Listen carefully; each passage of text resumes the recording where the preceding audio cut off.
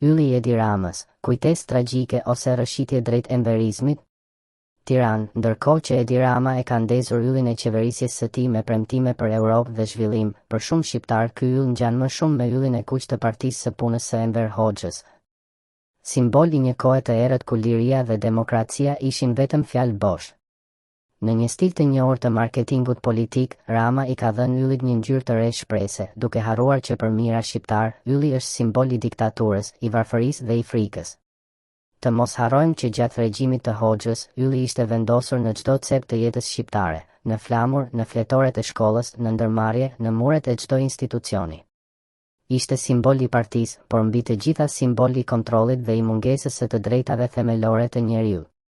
Sot, në një kohë kur Shqipëria pretendon të ecë drejt BE-s dhe t'i largohet hijes së komunizmit, kryeministri Rama duket se ka gjetur një mënyrë të çuditshme për të ndezur motorët e qeverisë, me një yll që, për ironi të fatit, për shumë qytetarë ringjall kujtimet e propagandës së dikurshme.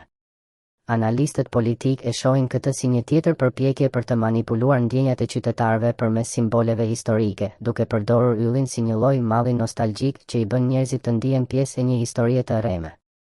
Por ndërkohë që Rama tallet me popullin duke i kthyer yllin në një lodër politike, të vërtetat mbeten, ekonomia është në krizë, korrupsioni po rritet dhe Shqipëria mbetet larg standardeve europiane që na premtohen çdo 4 vjet.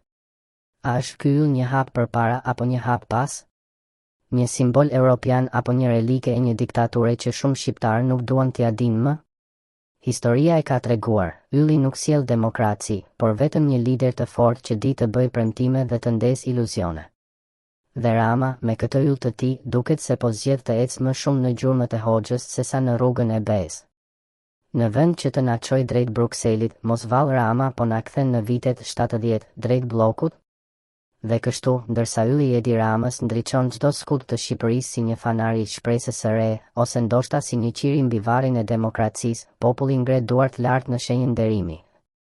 Rroft Partia e Punës, rroft shoku Enver, më falni, Edi Rama, e rrofshin komunistët që e mbajtën në pushtet edhe për 4 vjet të tjera.